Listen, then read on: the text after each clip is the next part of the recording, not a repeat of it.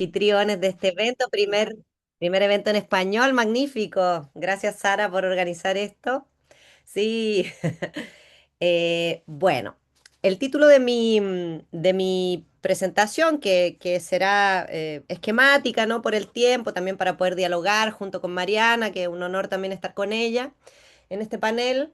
Decía, claro, la cocina chilena, lo que pasa es que no se ve, ¿no? Pero el chilena iba entre comillas, ¿no? Y su dimensión material.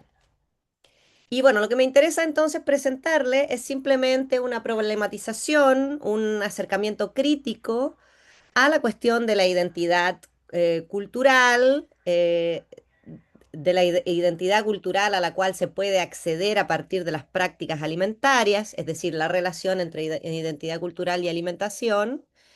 Em, pero problematizando, como decía, cuestionando este adjetivo, ¿no? Este modo que tenemos de adjetivar nosotros las cocinas normalmente, que es a partir de un adjetivo nacional, ¿no? Un predicado nacional. Entonces, cuando decimos cocina chilena, cocina mexicana, cocina italiana, ¿qué pasa? ¿Qué estamos haciendo cuando utilizamos esas nomenclaturas? Eso por un lado, para luego poder también de modo más bien crítico relevar, poner de relevancia, darle importancia a la dimensión material de la cocina, que si bien parece que es como obvio que la cocina tiene una dimensión material que es muy importante, les mostraré, bueno, quizás ustedes ya lo saben, ¿no es verdad? Que esa dimensión material normalmente queda en segundo plano respecto de lo que se llama la dimensión inmaterial. Entonces, partamos con el primer momento, ¿no? Yo utilizo mucho una idea del antropólogo que ustedes deben conocer, muy, muy célebre, antropólogo Claude Fischler, ¿no? Antropólogo eh, francés, que en 1990 em, publica este libro magnífico, magnífico, que es El omnívoro, ¿no? El omnívoro con una H entre paréntesis, l'omnivore, pero con una H, ¿no? Como mostrando o haciendo énfasis en la condición de omnívoro del ser humano. Pero lo que me interesa específicamente de ese texto no es tanto la tesis sobre el omnívoro, que es muy buena en todo caso, es realmente muy original. Lo que me interesa es una idea que él acuña en ese texto, una formulación, podríamos decir, que es la que él llama el principio de incorporación. Entonces, el principio de incorporación es fundamental en los estudios filosóficos que yo realizo sobre alimentación. O sea, me parece a mí es fundamental y está en el centro de mis investigaciones. El principio de incorporación es esta suerte como de ley, como de regla, ¿no? Que tiene formulaciones en la historia, yo diría formulaciones al menos publicadas, que datan del siglo XIX, que son las típicas formulaciones que encontramos, por ejemplo, en Jean-Antoine Brillat-Savarin, La fisiología del gusto, 1825, o en Ludwig Feuerbach, en su clásico texto La ciencia natural y la revolución de 1850, y es la formulación somos lo que comemos, ¿no? En el caso de Brillat Savarin, la formulación es dime lo que comes y te diré quién eres, ¿no? Dis-moi ce que tu manges, je te dirai ce que tu es. Y en el caso de Feuerbach es el hombre es lo que come. Der Mensch ist, was er isst, ¿no? Que además rima, me encanta esto que rime, ¿no? En alemán, ser y comer. Muy especial, ¿no?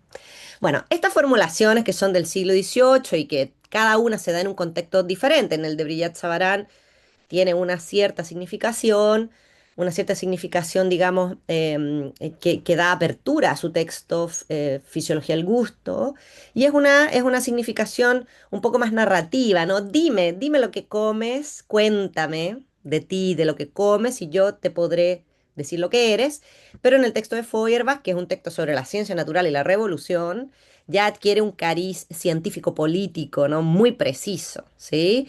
Necesitamos el problema de la alimentación, digamos, es el problema central de la política, dado que el ser humano es material, ¿no? Feuerbach es un materialista duro, ¿no? Uno de los primeros pensadores materialistas duros, ¿no? Entonces, el ser humano es material, es materia. Y por lo tanto, en el centro de cualquier política y por supuesto también de cualquier intento de revolución política, lo que está es la cuestión de la alimentación, ¿no? Dado que alimentarse implica, ¿no es cierto?, una relación de intercambio material con el mundo. El principio de incorporación, entonces, tal como lo plantea Fischler, recoge estas dos ideas, ¿no?, de la tradición. Bueno, en realidad solo la de Feuerbach. La de Brillat Savarin está siempre bien olvidada. Yo la rescato harto, pero la verdad es que todo el mundo cita a Feuerbach como el que inventó la frase. Fischler toma estas formulaciones para justamente sintetizarlas, sistematizarlas en esta idea del principio de incorporación, que en todo caso podría explicarse de una manera un poco más precisa diciendo lo siguiente, ¿no?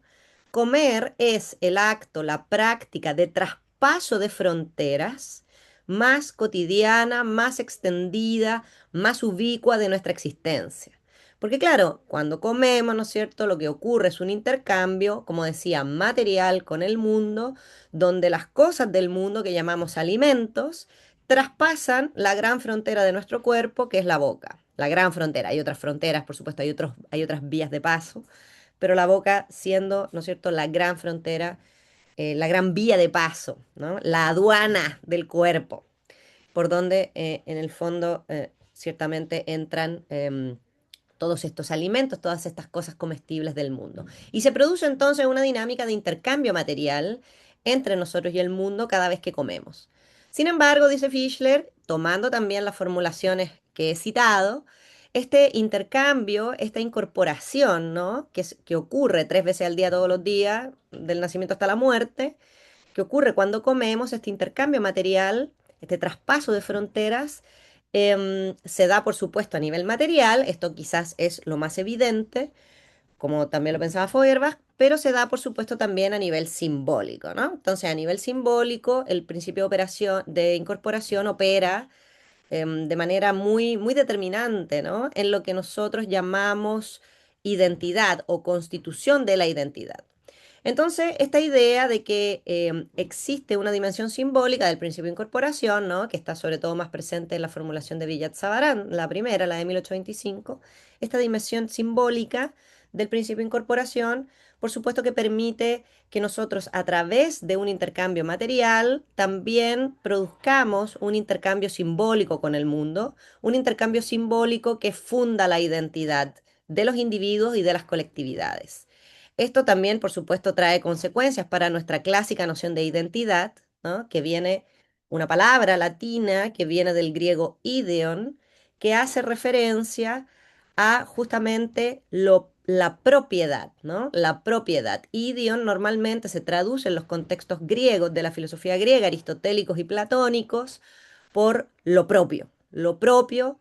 Y lo propio además puede tener varias determinaciones. Lo que es mío en principio, lo que es mío, pero también puede tener la determinación de lo que es exclusivamente mío, ¿no? Lo que es exclusivamente mío. Esto está, por ejemplo, presente en el contexto de Ética Nicómaco, en el caso de Aristóteles, cuando se habla de la función propia del ser humano, el ergon ideon, ¿no? Lo que se hace ahí es enfatizar, lo que hace Aristóteles ahí es enfatizar la nota de exclusividad que se le otorga a la noción de ideon. Entonces, en nuestra historia conceptual, la noción de identidad está primero muy determinada por la noción de propiedad, es decir, por la noción de aquello que, o sea, digamos, por la idea de que la identidad es algo que me pertenece, que es mío, que es mi propiedad, y por otro lado, que probablemente es una propiedad privada, es decir, exclusiva mía. ¿M? Además, en la noción de identidad está también, encontramos también una determinación clásica también, que proviene también de la filosofía griega, que es la determinación de la permanencia. Y entonces nosotros también tendemos a entender la identidad como aquello que permanece o que se mantiene más o menos igual a través del tiempo. Y por eso probablemente nos cuesta tanto siempre decidir cuál es nuestra identidad o tenemos siempre problemas de identidad porque pareciera que tenemos que decidirla de una vez y para siempre y tiene que mantenerse de esa manera siempre igual. Sumado esto a que también tendemos a pensar que eso que constituye mi identidad tiene que ser solo mío, solo mío, para que realmente sea identitario, ¿no? Entonces, estas dos determinaciones del concepto de identidad, la propiedad exclusiva o privada y la permanencia, por supuesto que quedan contestadas, cuestionadas, desestabilizadas cuando nosotros pensamos que el principio de incorporación funda la identidad, ¿no? Que es la tesis de Fischler y en todo caso es la tesis de la antropología, ¿no? En general. Yo diría esto ya ha sido investigado mucho por la antropología de todos los tiempos. Fischler cita, por supuesto, a los primeros antropólogos, digamos, a los primeros antropólogos que, como ustedes saben, digamos, realizan ciencia antropológica sin exotizar a los pueblos originarios o a los pueblos amerindios, sino que con genuino interés por sus prácticas culturales. Él cita a esos primeros antropólogos, por ejemplo, a Fraser, James George Fraser, que es el primero en notar que una de las formas más potentes, ¿no? En que trabaja el principio de incorporación en los pueblos amerindios es a través de la antropofagia, ¿no? A través del canibalismo. Porque claro, en la antropofagia, en el canibalismo, se ve de manera mucho más clara cómo la necesidad de incorporar, en este caso, a un otro, ¿no? Es principio para la fundación de mi propia identidad. Porque justamente en estas primeras investigaciones antropológicas de comienzos del siglo XX, lo que descubren los antropólogos culturales es que en efecto la antropofagia no es una práctica ni bárbara ni salvaje, ¿no? Ni tampoco una mera instrumentalización del otro, es decir, no surge tampoco de una mera sed de venganza o de un intento de reducir, ¿no? La mismidad del otro para mis propios fines, que era lo que se pensaba, ¿no es cierto?, desde las primeras crónicas coloniales, donde ahí se describe la antropofagia como una práctica, claro, salvaje, bárbara, y donde por lo menos hasta el siglo XVIII aún se piensa, ¿no? A partir de ahí se piensa, al menos hasta el siglo XVIII, esto está en Kant, en la antropología en sentido pragmático, todavía hasta el siglo XVIII se piensa que el canibalismo, la antropofagia, es una práctica de instrumentalización del otro, ¿no? De rebajamiento del otro, una venganza respecto de los enemigos. Pero lo que descubren estos antropólogos es que no. Hay formas de canibalismo que Fraser divide en dos, exocanibalismo y endocanibalismo, que en el fondo son prácticas donde el comer la carne del otro, el comer el cuerpo del otro que puede ser humano, pero que también funciona en el caso de los animales, sobre todo los animales totémicos, ¿no? Esa incorporación lo que hace es permitir un traspaso, una transferencia de propiedades del otro hacia mí. Es decir, me como al otro porque quiero obtener sus propiedades, porque quiero que esas propiedades que el otro tiene formen parte de mi identidad, porque igual admiro a mi enemigo, ¿no? O sea, los enemigos tienen que ser admirables, si no, como uno no tiene cualquier enemigo, ¿no es cierto? Hay cierta admiración respecto de las virtudes del enemigo, entonces entonces a partir de la incorporación del otro, de la carne del otro, se da ese intercambio simbólico de propiedades, con base material. Pero también antropólogos más cercanos a nosotros, como Eduardo Viveiros de Castro, que es un gran pensador de la antropofagia, como ustedes saben, va a señalar en sus investigaciones cómo las prácticas antropofágicas, si bien quizás en un comienzo, o sea, también tienen su evolución histórica, como también si bien en un comienzo requerían de la ingesta material de carne, van, digamos, cambiando y transformándose hasta llegar a ser rituales casi solamente simbólicos, ¿no? Donde se come simbólicamente simplemente la carne del otro. ¿Ya? Y esto también pasaba con los animales, o sea, si yo me como un jaguar es porque quiero obtener el valor, la valentía del jaguar, ¿no? Quiero que esa propiedad sea transferida a mi mismidad para ir fundando, para ir constituyendo en un proceso histórico, temporal, ¿no? De transformaciones constantes, mi identidad. Entonces el principio de incorporación funda la identidad, dice Fischler, de los individuos, de las comunidades. Lo que a mí me interesa entonces pensar con el principio de incorporación en relación con la cocina, ¿no? Es que la cocina, me parece a mí, es también un fenómeno de traspaso de fronteras. Yo creo que es bastante o al menos no es descabellado, sostener que las cocinas nacionales más ricas del mundo son cocinas que se dan históricamente en lugares de altísimo tráfico cultural, ¿no? Nosotros pensamos en Latinoamérica, México, por ejemplo. México, que es un lugar durante la colonia o después de la colonización, ¿no es cierto?, de altísimo tráfico cultural, ¿no? Donde pasa mucha gente de muchos países. Lo mismo Perú, que es un caso más cerca a nosotros, a Chile, ¿no? Porque Perú es virreinato, ¿no? Es virreinato durante la colonia. Entonces llega, la masa migratoria que llega a Lima, a Perú, es muy grande y yo creo que gran parte de la riqueza de la cocina peruana, que yo diría es la cocina más rica, la cocina nacional más rica de Sudamérica al menos, para no decir Latinoamérica, pero de Sudamérica, sin duda diría yo, sin duda, tiene que ver con este altísimo tráfico cultural. La cocina peruana es una cocina, como toda cocina diríamos entonces, es una cocina que es producto de una mezcla, ¿no? De un encuentro de culturas y por lo tanto de traspasos continuos de fronteras, ¿no? Donde confluyen la cocina japonesa, la cocina china, la cocina italiana, ¿no? Y por supuesto también lo que queda, ¿no? De las cocinas indígenas, ¿no? Después de la colonización. Digo lo que queda porque, bueno, todos sabemos cuál es el proceso, cuál es la historia colonial, ¿no? ¿Cuál es nuestra historia colonial? Una historia de altísima violencia. Pero lo que queda entonces de las cocinas locales también, digamos, endémicas, se encuentra, ¿no? Con las cocinas europeas.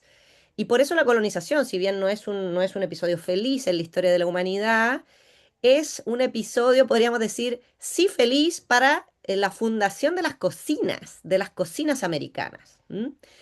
Porque, o para, bueno, más que para la fundación, para la constitución, ¿no? De las cocinas americanas, de América. Porque justamente lo que ocurre ahí es un intercambio cultural masivo, ¿no? Y de alta intensidad. Sostengo entonces, sin una prueba empírica, sin pruebas empíricas, sino solamente a partir de reflexiones filosóficas y a partir de los documentos que nos entregan los estudios antropológicos, que las cocinas son la cocina, ¿no? Más rica es mientras más traspaso de fronteras haya en la base de su constitución. Es decir, me parece que el principio de incorporación también opera para constituir la identidad de las cocinas. Y es por esta razón que pongo cocina chilena entre comillas y pondría cualquier predicado nacional entre comillas, dado que los predicados nacionales, chilena, peruana, mexicana, italiana, hacen referencia, ¿no es verdad?, a un territorio geopolíticamente delimitado, ¿no es verdad?, que además ha cambiado a través del tiempo por, digamos, razones que no tienen que ver con las decisiones alimentarias que toman los pueblos, ¿no? Sino que con otras razones, razones políticas, justamente. Me parece a mí entonces que no se puede delimitar las fronteras de una cocina, ¿no? Del fenómeno de una cocina, del fenómeno cultural de una cocina. No se puede delimitar con certeza el fenómeno cultural de la cocina a partir de los límites y de las fronteras de los estados nacionales, ¿no? Toda vez que los estados nacionales también son fenómenos relativamente modernos, ¿no? El estado-nación, entendemos, surge solamente en 1640, o sea, a partir de la década de los 40, del 1600, y por lo tanto había cocina mucho antes, ¿no? Había el fenómeno culinario como fenómeno cultural existe de mucho antes y ya existían ciertos límites para eso que nosotros llamamos cocinas culturalmente determinadas, ¿no? O cocinas identitarias. Siempre entonces que hablemos de cocina identitaria, habrá que tener en cuenta cómo el principio de incorporación modifica la noción de identidad y habrá que tener en cuenta entonces cada vez que hablamos de cocina en términos culturales, cómo el principio de incorporación también opera en la constitución de ese fenómeno y de esa identidad, ¿no? Entonces, esta sería como la tesis primordial. Por lo tanto, siempre nosotros debiésemos, como personas que nos interesa pensar culturalmente el fenómeno culinario, siempre deberíamos resistir eh, a eso que podríamos llamar el gastronacionalismo, los gastronacionalismos. Ahora, los gastronacionalismos, es decir, la exaltación de la identidad nacional en relación con las prácticas culinarias, a eso llamaría gastronacionalismo, la exaltación de la identidad nacional en relación con las prácticas culinarias, tiene una función importante hasta cierto punto, no es completamente un mal, digamos.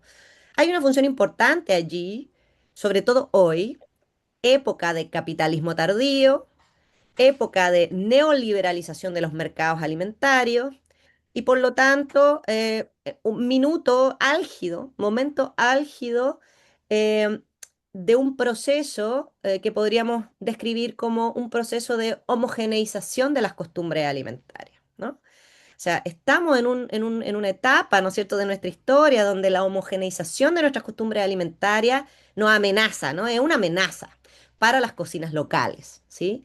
Y en ese sentido vale la pena afirmar lo local y afirmar ciertas identidades cerradas, ¿no? Es decir, bien delimitadas. En ese sentido, creo que vale la pena, no sé, afirmar la cocina chilena frente a la McDonaldización de Chile, supongamos, ¿no? Es decir, frente a la industria alimentaria y sus diversos tentáculos, digamos, ¿no? Sus diversos tentáculos y sobre todo cómo esos tentáculos, ¿no? Por usar esa metáfora de la industria alimentaria, lo que producen es eso, ¿no? Un aplanamiento de las diferencias culturales. Entonces, hasta cierto punto vale la pena, y es lo que ha pasado y lo que yo he estudiado en el libro que citaba Sara, lo que yo he estudiado sobre todo con el caso peruano, ¿no? El caso peruano, el caso de la cocina peruana es un caso bien importante para mí, es un caso que yo estudié con mis recursos de periodista, yo también soy periodista, entonces hice una investigación periodística, podríamos decir, porque para no decir antropológica, porque no soy antropóloga, hice una investigación periodística durante varios años, donde entrevisté en múltiples ocasiones a Gastón Acurio, que es un cocinero peruano que ustedes deben conocer, muy famoso, y yo diría fundamental, fundamental para la revalorización de las cocinas sudamericanas sobre todo, ¿no? O sea, para Chile ha sido un modelo fundamental y rescato su figura antes de criticarla, siempre. Pero claro, el discurso de Acurio y en el fondo de una gran cantidad de cocineros que formaban parte, ¿no? de sus colaboradores, de quienes se unieron, por decirlo así, a la causa que defendía Gastón Acurio públicamente. Gastón Acurio es un personaje público, se da a conocer por la televisión, es de los primeros en hacer programas culinarios en la televisión peruana. Y lo que él defiende, sobre todo, es algo así como lo peruano de la cocina, o pone mucho énfasis, ¿no? En la peruanización, podríamos decir, de la cocina local.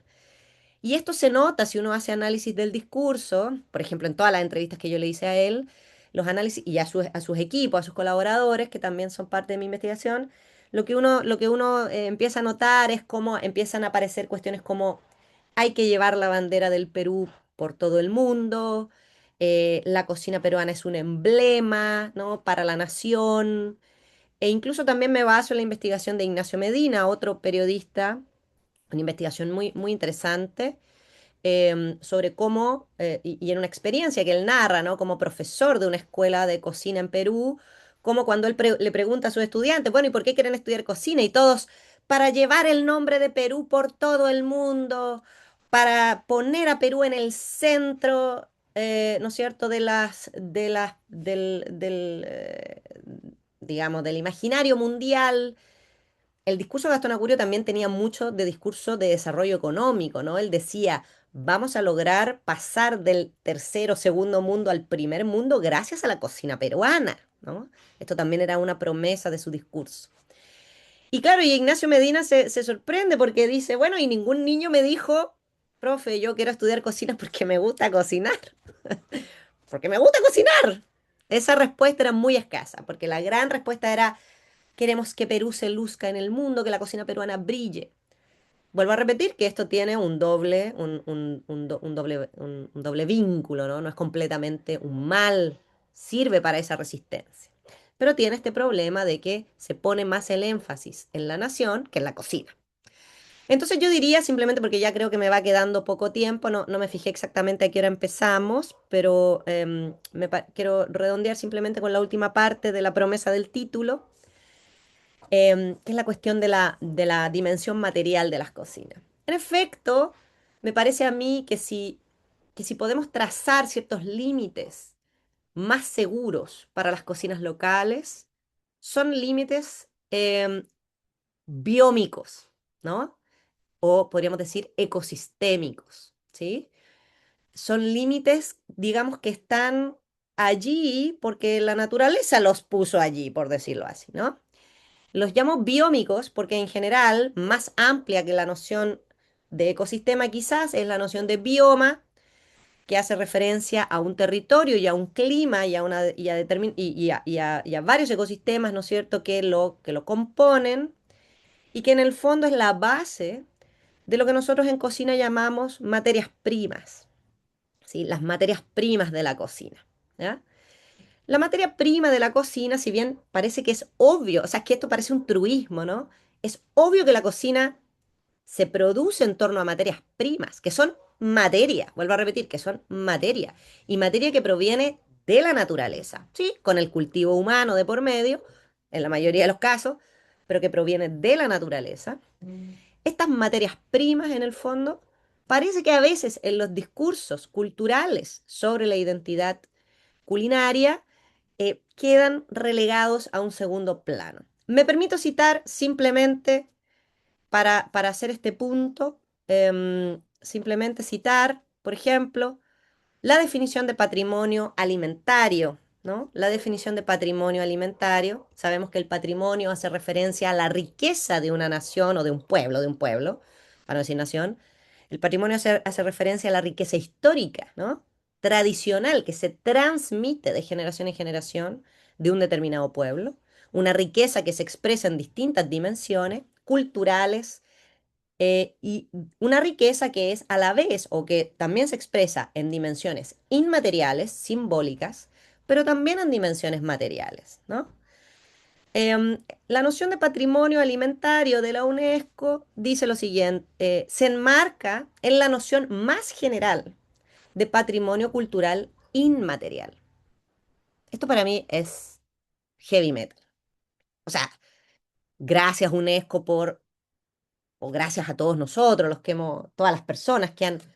Porque, bueno, sabemos que la noción de patrimonio alimentario surge también de resistencias, ¿no? De resistencias indígenas, de resistencia de pueblos locales, de localidades respecto de la necesidad de dar valor a sus tradiciones culinarias.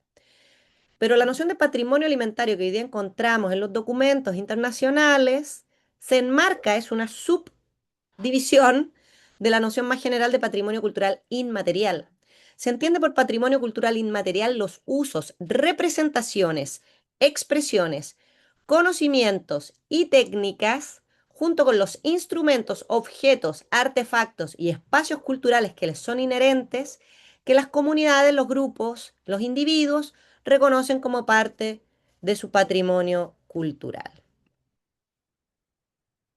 Bueno, ¿y dónde están las materias primas? En la definición. ¿Dónde está el ají? ¿Dónde está el tomate? ¿Dónde está la papa? A mí esto me impresiona mucho, ¿ah? De verdad, quiero, a ver, por favor, pongan cara de sorpresa. Sorpréndanse porque a mí me impresiona mucho que en la noción de patrimonio alimentario sea solo una noción inmaterial. Por supuesto que hay que valorizar las técnicas, los usos, las representaciones, mira, las representaciones, incluso los utensilios técnicos que también son producto de un diseño, podríamos decir en principio inmaterial, los espacios, ¿no? Ahí hay cierta materialidad, ahí entra cierta materialidad, pero no es la materialidad del alimento. Esto a mí me impresiona mucho. Y creo que es hora de que en estos documentos internacionales y también en los documentos nacionales de cada país, en el caso chileno, no existe una noción de patrimonio alimentario que destaque la materialidad del alimento, salvo en la noción de patrimonio medioambiental, es decir, en la noción de patrimonio natural, en la noción en la ley de medio ambiente de Chile, de los últimos, que fue, digamos, acuñada en los últimos años, dentro de la noción de patrimonio natural aparecen enumeradas un montón de figuras, ¿no? Que podrían ser parte del patrimonio natural y entre ellas aparece el alimento. El alimento. Ya, bueno, algo es algo, ¿no? Bueno, vamos construyendo de a poco. pero me parece urgente, ¿no? Porque cuando nosotros aceptamos que el patrimonio alimentario es también material, lo aceptamos ya legislativamente, nos vemos obligados a proteger la base de la materialidad de nuestros alimentos, la condición de posibilidad de esa materialidad y de ese patrimonio, que es la semilla, ¿no? La genética. Y esa genética no está protegida. Y por eso nosotros en Latinoamérica tenemos el problema del UPOV que nos propuso, ¿no es cierto? Que nos impuso, por ejemplo, un tratado internacional como el UPOV 91, donde aparece por primera vez la ley de obtentores vegetales con rango de ley internacional. La ley de obtentores vegetales es esa ley que protege a aquellas empresas transnacionales, o sea, multinacionales gigantescas, como Bayer, ¿no? Protege a esas empresas como productoras de semillas, de genéticas vegetales, ¿no? Y por lo tanto les otorga a ellas y solo a ellas un derecho de propiedad industrial sobre esas semillas. Y bueno, no voy a entrar a decir todos los problemas de las semillas, creo que son sabemos, a lo mejor Mariana que me dice que sí va a hablar un poco de eso y ojalá, porque bueno, no voy a entrar ahí, pero ciertamente es un problema, ¿no? Que las semillas tengan dueño, ¿ya? Y que no sean patrimonio material de las naciones, de los pueblos, ¿ya? Entonces, bueno, con esto voy cerrando, simplemente decir también, ¿no? Que este es con esto cierro, que siempre hago este ejercicio también cuando con mis estudiantes o con personas que conversamos esto, y le pregunto lo siguiente. Voy a nombrar un plato típico chileno, ¿ya? Pero ustedes hagan el ejercicio con un plato típico de su cultura. Una cazuela. En Chile la cazuela es un plato típico, central de nuestra cultura, de nuestro patrimonio alimentario que se compone de choclo, de maíz, de papa, un pedazo de carne, un caldo y varias otras cosas, ¿ya? Y yo me pregunto, claro, cuando yo he estado en Europa, por ejemplo, y me viene como la chilenidad y es como necesito comerme una cazuela, ¿ya? Yo puedo ir al mercado y de hecho comprar choclo, zapallo, papa, puedo encontrar eso. La pregunta es si es lo mismo comer una cazuela con choclo de genética chilena que comer una cazuela, por ejemplo, con el famoso maíz americano, americano de Estados Unidos, ¿no? De Norteamérica. Ese choclo lindo, ¿no? Que es como suavecito, dulcecito, que ha sido, por supuesto, construido, ¿no? Bueno, no de una manera que yo diría tan problemática, pero que sin duda ha sido producido para que tenga esas características, ¿no? Organolépticas. Y que es rico, si no vamos a decir que no, es rico, pero, pero protegemos la cazuela solo en la receta que hace posible que yo prepare una cazuela aquí o en Europa o en Estados Unidos, o vamos a proteger la cazuela también en esa genética, en ese choclo, que hoy día en Chile queda muy poco, que hoy día en Chile es muy difícil encontrar si tú vas al mercado, muy difícil de encontrar, porque lo que encuentras es casi puro choclo americano, ¿sí? Entonces, esa pregunta creo que es bien importante. No tengo una respuesta determinante. Creo que también la experiencia de la cazuela en Europa o la cazuela en Estados Unidos con el choclo de allá funciona, sí. Pero me pregunto yo si, pero es una pregunta, ¿no? Abierta, ¿no? Que dejo abierta. ¿Será lo mismo? ¿Es necesario proteger el plato también en su dimensión material? Y esto nos retrotrae inevitablemente a la genética, porque esa es la riqueza. Esa es la riqueza material que nosotros tenemos, la genética en última instancia. Bien, y con esto dejo de aburrirlos o bueno, de hablarles. Y bueno, escuchamos a Mariana y luego conversamos. Muchas gracias. Muchísimas gracias, Valeria. Ahora doy paso a Mariana. Mariana Martínez Balvanera es diseñadora y artista mexicana con formación en arquitectura de interiores por Centro y una maestría de diseño de espacios narrativos por Central Saint Martins, Londres. Su práctica se mueve entre el arte participativo, el diseño social y la arquitectura, con un enfoque en entornos que fortalecen el sentido de pertenencia y la regeneración territorial. En 2018 cofundó Cocina Colaboratorio, un proyecto comunitario y transdisciplinario centrado en sistemas alimentarios justos y sostenibles, con presencia en Xochimilco, Oaxaca y Chiapas. Ha colaborado con instituciones y colectivos en México, Europa, Asia y América Latina y ha sido docente invitada en universidades como la UNAM y la Redville Academy. Su trabajo une cultura, territorio y sostenibilidad para construir lo que ella llama infraestructuras de sustento mutuo, espacios donde la autonomía local y la imaginación colectiva pueden florecer ante las crisis ecológicas de nuestro tiempo. El día de hoy nos presenta Cocina Colaboratorio, Metabolismos Transdisciplinarios en la Alimentación. Adelante, Mariana. Muchas gracias. Muchísimas gracias, Sara, y todas por la invitación. Es un gusto estar acá. Valeria, increíble escucharte. Yo estaba como, sí, sí, sí. Me encantó, súper inspirador y creo que, bueno, porta un poco, bueno, las bases de lo que les voy a presentar el día de hoy. Como bien presentó Sara, pues les voy a hablar de este proyecto que se llama Cocina Colaboratorio y pues yo estoy aquí pues compartiéndoles un aprendizaje que es más bien colectivo y que se forma pues por un montón de personas, ¿no?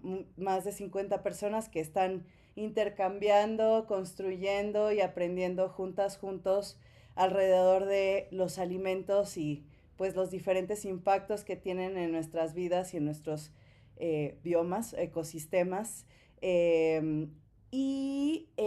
Bueno, les voy a presentar, a ver, no sé si me pueden dejar,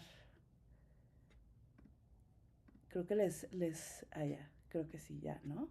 Va, perfecto, súper, muy bien.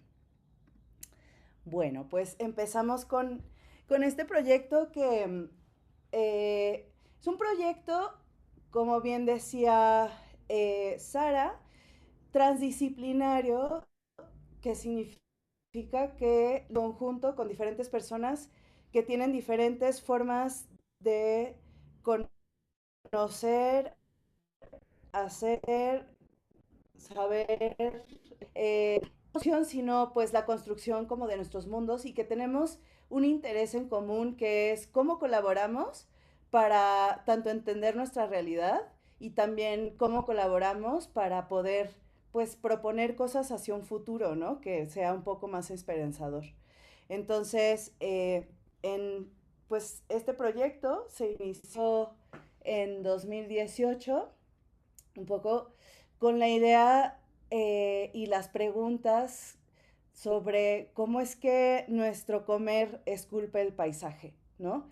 Cómo es que lo que nosotros y esa representación, bueno, ese material, como bien decía Valeria, termina también esculpiendo el paisaje que nos rodea, nuestros ecosistemas, ¿no? Y cuáles son los impactos que tiene nuestro comer en la biodiversidad, en la forma en la que se manejan los territorios, quién tiene acceso a ellas, a ellos, y pues últimamente cómo es que todo eso afecta también a pues temas de cambio climático, de pérdida de biodiversidad, de resiliencia, ¿no?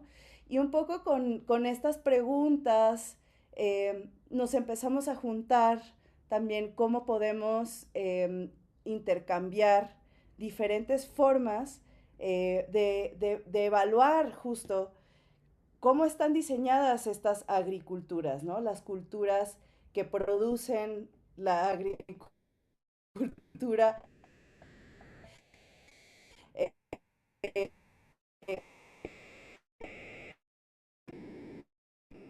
que produce en diario menos recíproco con la tierra, más extractivo. También diseña, pues, no solamente formas de comer o, ¿no? Que generalmente, pues, tal vez no lo notamos. Nosotros tenemos un tomate en la mesa, pero no sabemos cuál es todo ese proceso que se lleva a cabo para que ese tomate, pues, llegue a la mesa. Quién diseña pues estos intercambios, ¿no? Entre lo que crece en la tierra, la semilla, cómo es que llega a nosotros y luego cómo se cocina. Y cómo también en nuestro mundo actual, ¿no? Del capitalismo tardío, todo esto pues está promoviendo una cultura, como bien decía Valeria, de homogenización, pero también una cultura pues de extracción de los territorios, ¿no? Y pues con base a estos modelos, también qué tipo de prácticas, conocimientos, memorias se han borrado, se han borrado por la agricultura moderna, ¿no? O qué tipo también de materiales, ¿no? Eh, Hemos visto, pues también a lo largo pues el avance de este proyecto civilizatorio de la agricultura moderna también, que es una representación muy importante también en las formas de vida del capitalismo, que hemos perdido pues una conexión también con esos ciclos más relacionales, ¿no? De la tierra, de cómo crecen nuestros alimentos, de dónde vienen, cuál ha sido ese proceso histórico también de domesticación. Bueno, alguien mencionaba alguna vez que me parecía muy lindo, que en realidad no deberíamos de decir domesticación, sino crianza mutua, ¿no? Como de esa crianza mutua entre las personas y las plantas que existieron alrededor de ellas, ellos pues hace muchísimas generaciones, y esa crianza mutua y ese cuidado mutuo de ir como seleccionando las semillas y por lo tanto dando pie pues a los granos y a los alimentos que tenemos hoy en día, ¿no? Y todas las prácticas que suceden alrededor, ¿no? Entonces, ¿cuáles se han borrado? ¿Cuáles todavía existen? ¿Y cómo es que nosotros podemos, de alguna manera, todavía recordar o recuperar o escuchar a quienes todavía aportan este tipo de conocimientos y memoria? Entonces, bueno, el proyecto inicia, eh, como bien decía, en 2018 con una invitación de un grupo de investigadores de la Universidad Autónoma del Instituto de Investigaciones en Ecosistemas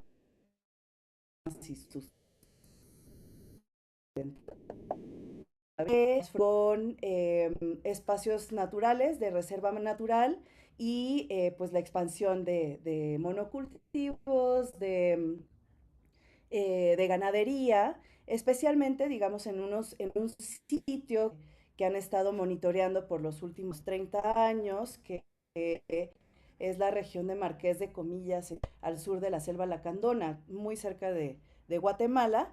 Y bueno, se involucran también algunos investigadores de la Universidad Agrícola de Wageningen en Holanda, con la pregunta de, bueno, tenemos un montón de datos sobre las dinámicas de la selva y cómo es que se afecta la biodiversidad del suelo, y justo las dinámicas de estos bosques tropicales por el cambio de suelo y la forma en la que pues la selva digamos, se reemplaza por monocultivos o se reemplaza por ganaderías, ¿no? ¿Y qué podemos hacer para no solamente estudiar los efectos, pero aliarnos, ¿no? Con otras personas y pensar en posibles soluciones o posibles avenidas que puedan ser, pues, restaurar estos paisajes, ¿no? Entonces, nosotros, bueno, justo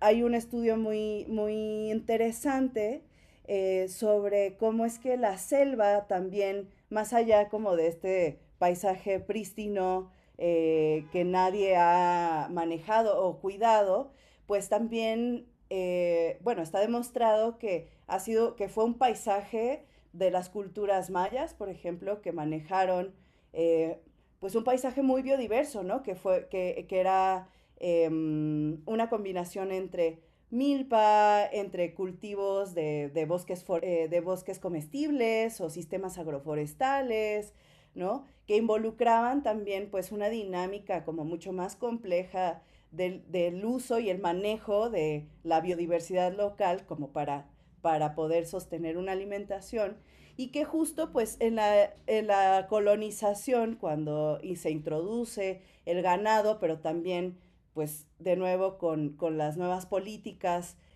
agroalimentarias y de producción agrícola en México y en Latinoamérica, y creo que pues esto es un caso que podemos ver también en el Amazonas, por ejemplo, cuando se promueve la ganadería extensiva, pues el paisaje pasa de ser uno súper complejo y biodiverso a uno fragmentado eh, y utilizado para una sola cosa que es el ganado, ¿no? Y el ganado pues también permite, más bien, no, o permite que el suelo de esta selva que se sostiene por las interacciones de las diferentes plantas y árboles y hojas y hojarascas y hongos, eh, pues se empiece a borrar, ¿no? Porque una vez que se le quita también toda esta biodiversidad, el suelo pues lo empiezan a aplanar también las vacas y básicamente lo que nos encontramos hoy es con un suelo bastante deteriorado, ¿no? Y entonces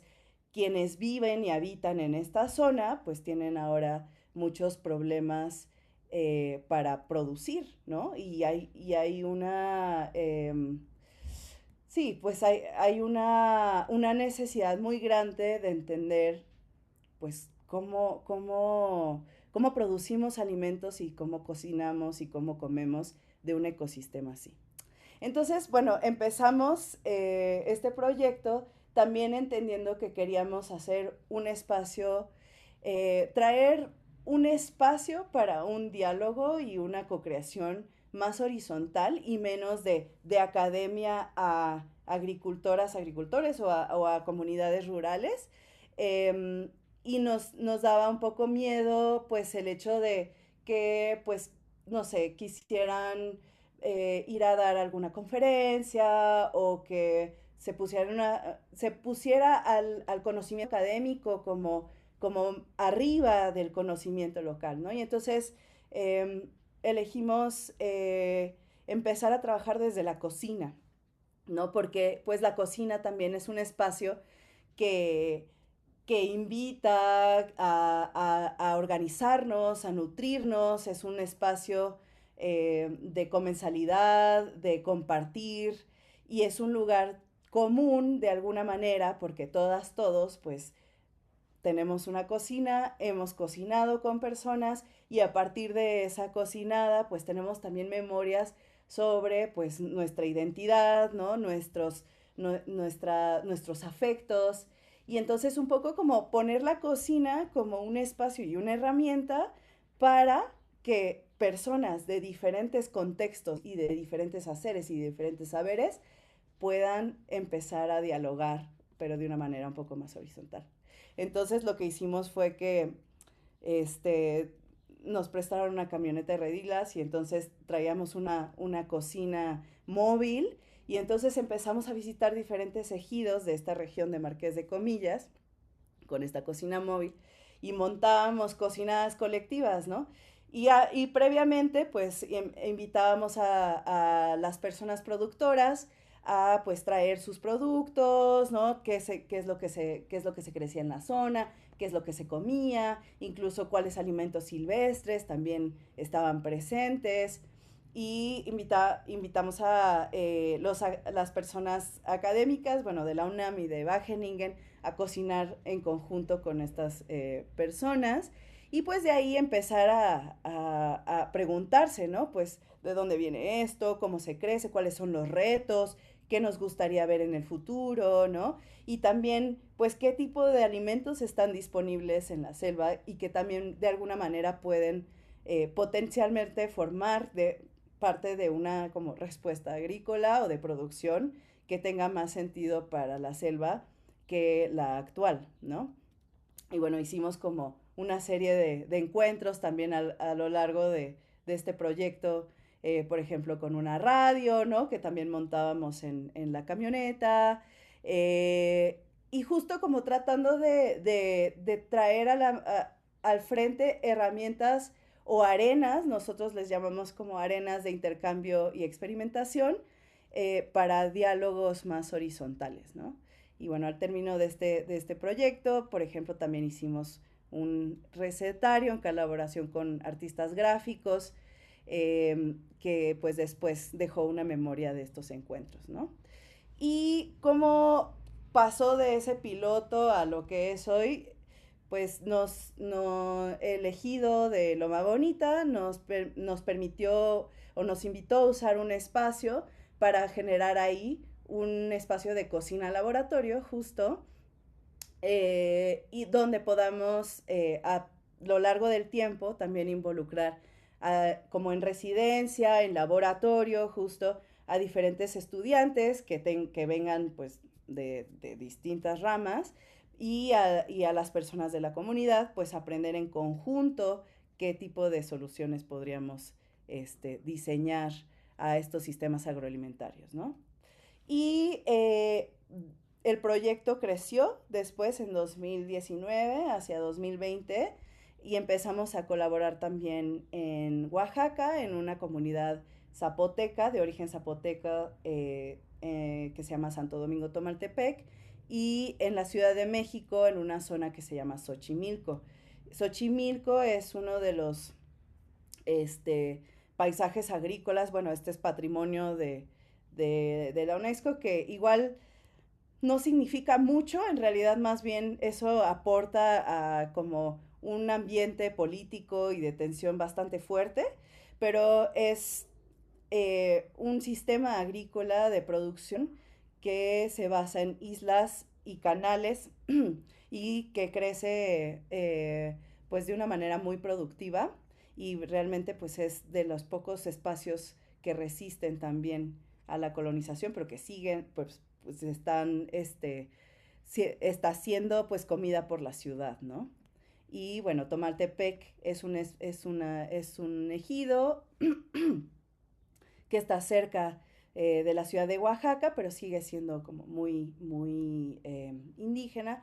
Y de alguna manera, como diseñamos este proyecto en estos tres sitios, uno porque teníamos alianzas como en los diferentes sitios, pero también porque de alguna manera representan diferentes condiciones de espacios agrícolas, ¿no? Eh, bueno, esta es una práctica transdisciplinaria donde vamos entretejiendo los saberes mediante la participación activa, ¿no? No estamos solamente en una oficina, en una universidad, sino que es un proceso también pedagógico donde todas y todos nos transformamos al hacer esta práctica, ¿no? También tenemos pues modelos de aprendizaje translocal donde vamos pues convocando diferentes grupos a reconocer qué existe en la localidad, a reimaginar a partir de lo que existe, a enunciar lo que queremos, a invitar a transformar y de alguna manera también hacia el futuro autogestionar, ¿no? Y justo trabajamos mucho el concepto de la memoria biocultural, que es lo que se expresa como un conjunto de conocimientos, prácticas, usos y estrategias que entrelazan el paisaje, sus recursos naturales y las múltiples concepciones del mundo y la cocina o la comida, las recetas y la alimentación como una práctica biocultural, ¿no? Y que pues como ya había comentado, pues hoy en día también está fragmentada y cada vez más pues en peligro, ¿no? También empezamos con esto un proyecto que se llama el Archivo Biocultural Vivo, un poco teniendo conversaciones con personas mayores, agricultoras, cocineras, pues que nos comentaban que las generaciones más jóvenes ya no conocen sobre las semillas, o ya no conocen sobre ciertas como comidas tradicionales o sobre ciertas prácticas en el campo.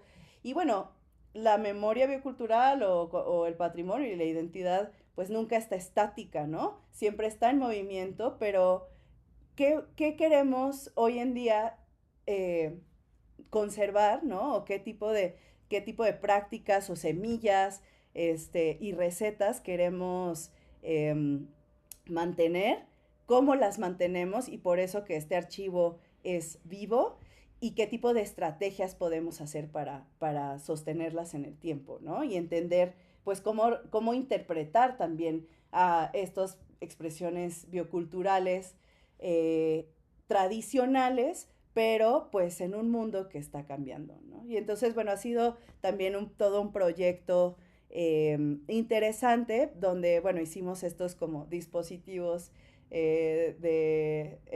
públicos que eran un carrito de semillas donde fuimos como en los diferentes espacios colectando algunas semillas que la gente guardaba, y las historias y las recetas que venían con esas semillas, y luego hicimos algunos intercambios con estas semillas.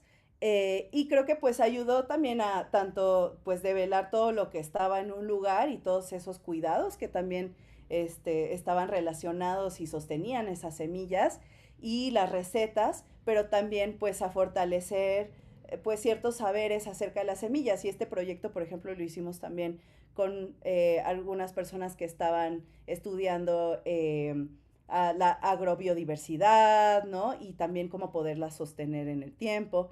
Entonces, bueno, hicimos un archivo de semillas y historias y narrativas y audios, y también después de este como proceso de archivar, hicimos como varios proyectos para desarchivar, ¿no? Y entonces, bueno, con todas estas semillas historias que se colectaron, pues hicimos algunos justo intercambios en espacio público. Este fue parte de una muestra en la Galería Nishizawa, aquí en Ciudad de México, en Xochimilco, donde pusimos como estas banderas, como si fueran un poco como estandartes políticos, a que dieran vuelta como por las calles de Xochimilco, que antes eran canales y ahora pues en la urbanización ya son calles, ¿no?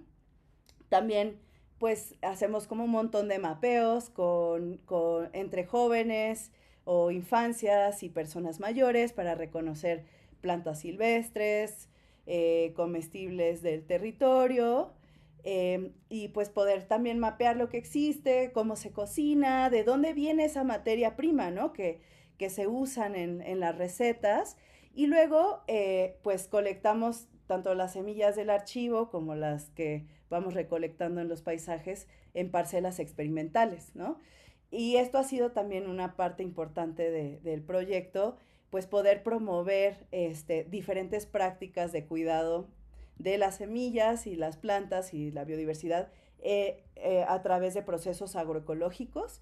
Entonces, esta es la parcelita en Loma Bonita y en Chiapas, donde hemos ido sembrando diferentes especies. Entonces, por ejemplo, acá tratamos de replicar el bosque comestible maya, ¿no? Y empezamos con 5 plantas comestibles y ahora tenemos más de 70, ¿no? Y esto ha sido también un proceso de, pues, invitar a las personas a ir sembrando, ir cuidando, cómo lo reproducimos, cómo de un archivo, ¿no? Como una cuestión de archivar y de gestionar una investigación colectiva, pues termina también en un espacio vivo de reproducción, ¿no?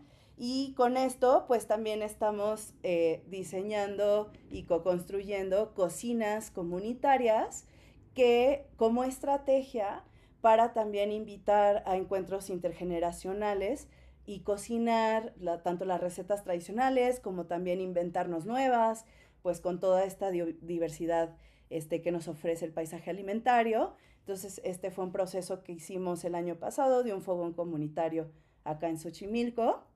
Y me parecía importante también como justo este concepto del hacer cocina que propone Sarah Geller, que es antropóloga de la alimentación, que ella habla del hacer cocina como acto de reinscripción territorial, ¿no? De reinscripción a un territorio que tiene pues todas estas, tanto prácticas como materiales, y que al hacer cocina, ¿no? Al juntarnos a cocinar, pues estamos también promoviendo toda esa memoria, toda esa diversidad, ¿no? Y de alguna manera, pues resiste a las formas de agricultura más, pues sí, global, contemporánea. Por supuesto que esto tiene, pues, un impacto local, pero al final también estas formas de hacer cocina, pues nos vuelven a vincular con el acto de la cocina, pues como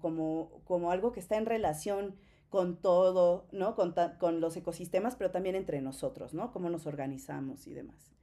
Y justo, bueno, también hemos tenido como algunos proyectos que tienen que ver más con las temporalidades, los ciclos, ¿no? Como ahora, hoy en día, también estamos pasando por y especialmente las personas agricultoras están pasando por retos muy importantes, pues con la emergencia climática y el cambio de estacionalidades, ¿no? Y temporalidades.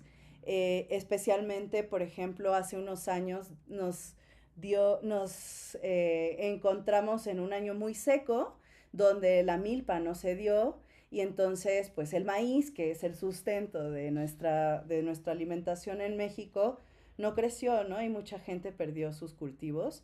Entonces hicimos un ejercicio justo para como determinar cómo es que podemos leer como la cantidad de agua en los maíces, cómo es que se crece, ¿no? De forma estacional también la milpa en la temporada de lluvias y de secas, y qué ha cambiado también hoy en día y cómo podemos prever estos cambios, ¿no? Y justo, bueno, siempre armamos asambleas donde tenemos este tipo de pláticas e intercambios, y también cocinamos algunas recetas que en algún momento las personas de esta localidad de Tomaltepec habían cocinado cuando el maíz no creció, que pues eran, en vez de la tortilla de maíz, una tortilla con mezquite, que es una vaina que crece en un árbol de secas, y quiote de un agave, ¿no? También encontrando, pues, cómo las recetas también al final terminan aportando ciertas soluciones, ¿no? Alimenticias. Y, bueno, también estamos todo el tiempo organizándonos, ¿no? Alrededor de la producción de nuestros alimentos y cómo podemos cuidar mejor, como de la tierra, del suelo, de los sustratos.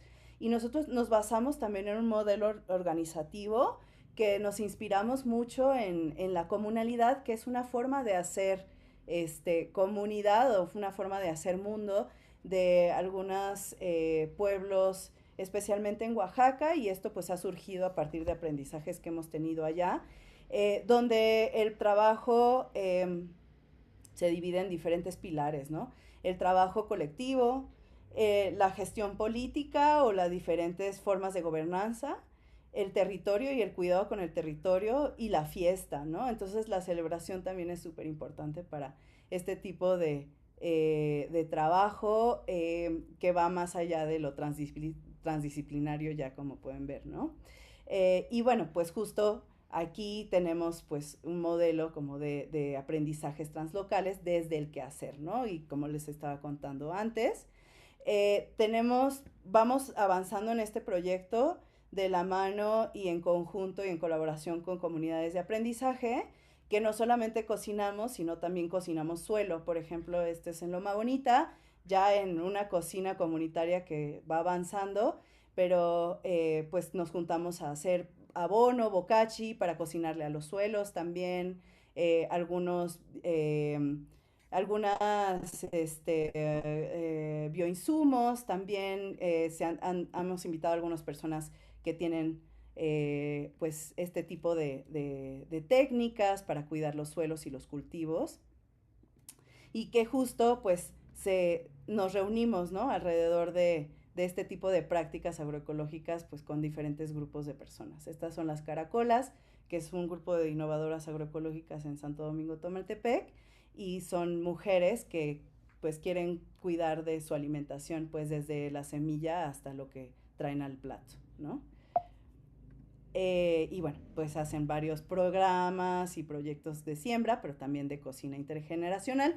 Y ya para terminar, todo este proceso que vamos cocinando, que vamos sembrando, que vamos archivando, también nos gusta desarchivar, ¿no? Entonces, a lo largo de estos encuentros, pues vamos generando pues un montón de conocimientos, de historias, de narrativas, de técnicas, de consejos para otras personas. Y entonces nos gusta el tema del desarchivar, ¿no? O sea, todo lo que vamos nosotros archivando, también lo queremos desarchivar.